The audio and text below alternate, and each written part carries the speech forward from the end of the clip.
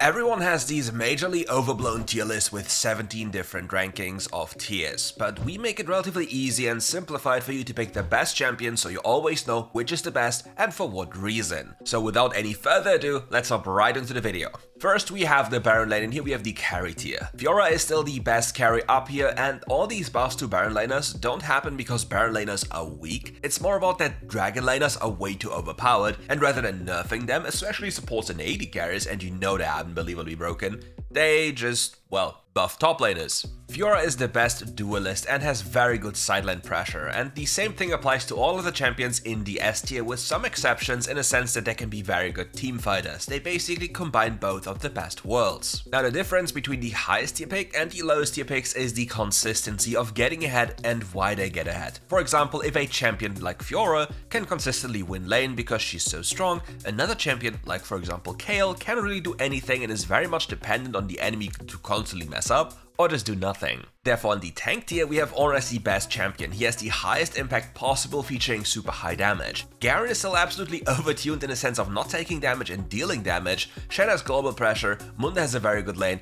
and if you look very down below, you have B tier Singed, while this champion really doesn't do anything compared to all the other champions. Its damage is very low, the impact is relatively small compared to all the other champions, and it just feels very much out of touch with the current pace of the game and needs desperate buffs.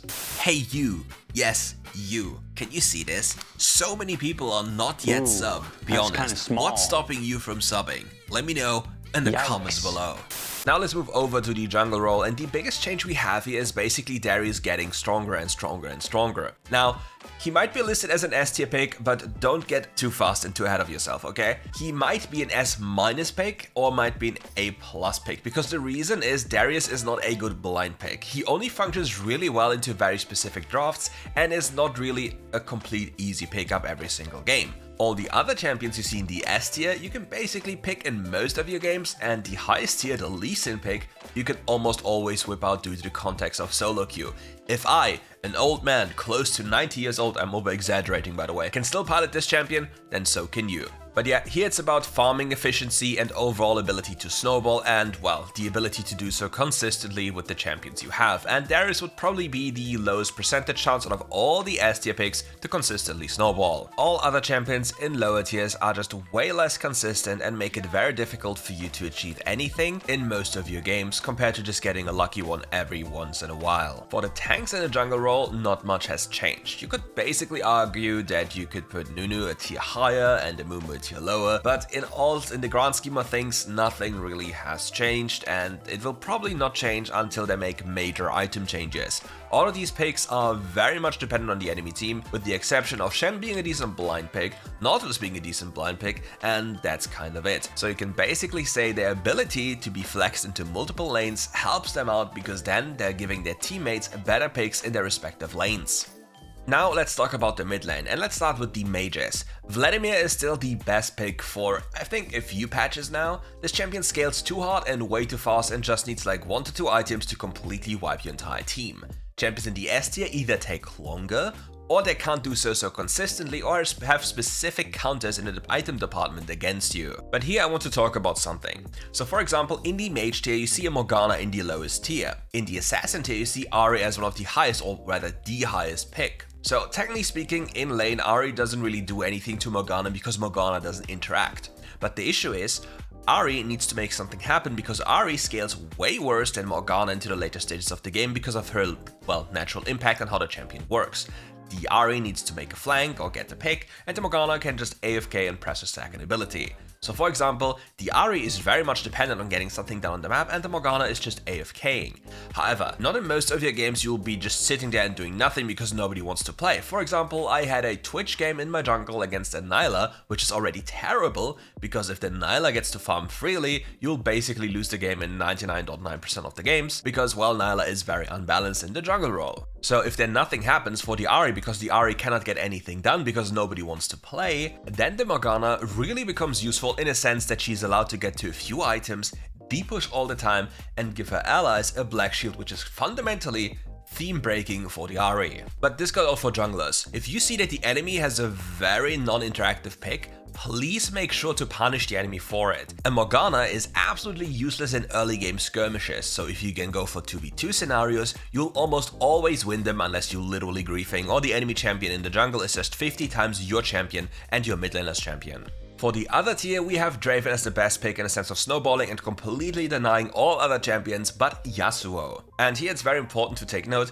For example, in solo queue, Draven is very powerful. In more competitive environments, Jace would be better because of his deep push and ability to poke. But generally speaking, AD carries mid lane are very broken, but please, for the love of your own sanity, remove Yasuo. This cringe wind wall completely denies your ability to play. You can also theoretically think about other AD carries mid lane, because I've played them as well, like for example Azriel and Sivir, but they are... well, I think they're too niche at this moment to give them a proper placing, and I just whip them out because I feel like it. But yeah, they're still very decent if you want to play them. And in case why all of you are wondering about Irelia as a champion, like Irelia, similar to Draven, is a Feast or Famine champion. If this champion isn't ahead absolutely brutally, then this champion doesn't do anything. But Irelia compared to Draven can't do so consistently, and that's the difference. And not only this, the Draven scales into the late game and the Irelia really doesn't. She's just very annoying and more difficult to kill because of her HP bar and tankiness, but she really isn't competitive with a Draven's damage or an AD carry's damage. But again, if an Irelia is fed and is snowballing, you best believe that she will one-tap half of your team, but all the other champions that are kind of meta and have CC in their kit really make life really difficult for the Irelia because just one impact to her first ability in the sense of interrupting it puts it on cooldown and therefore renders her completely useless. But she's very fun to play. Now let's talk about the AD carries. Even with the release of Sivir and all the changes that happened to Azriel, Tristana is still the best carry. And the reason is, Tristana can just do more than Azriel can ever do. However, Azriel is not a bad champion, he's very strong, and if you're good, he's very broken. But the issue is, if games extend to a certain point, Tristana will almost always be better, and since it's happening so many times, Tristana just does a way better job. Sivir, on the other hand, really despises a lot of high-range AD carries and mages on the enemy team. For her to be very functional and very powerful, you really need to get towards 1 or 2 items, and then you completely take over teamfights. And this is one of the problems. If there are no real teamfights, this champion is not really that powerful because she's not a skirmish champion, she's a teamfight champion.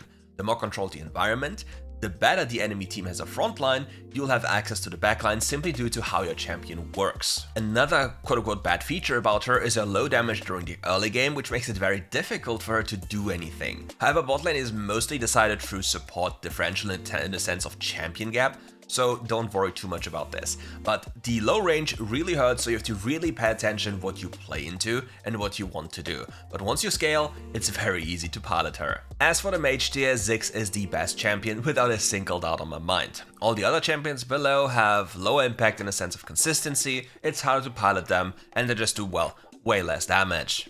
Now let's move over to the supports. Again, there's barely any changes. For the engaged tier, nothing really has changed. For the protect tier, Lulu is still one of the most broken picks simply because of the damage she provides to her carry. It's not about her own survivability because Lulu isn't really a target anyway, and if she gets caught she usually died anyway in any scenario, but it's still about her potential to provide damage for the carry. It was never really a shielding issue or just keeping the carry alive issue, that just made it so much worse because, well, if a carry is alive he deals damage, but it was more about the amount of damage she buffed to the carry. Like you have Ardent Sensor and you have a Pix, and then she deals, like as I said, on 2 to 3 items, or even just 2, it's like more like 150 on-hit bonus damage per single attack. And if you consider that most of the carries paired up with her run lethal tempo and have very high attack speed anyway, you see the problem absolutely snowballing. Oh yeah, and by the way, I played Sona.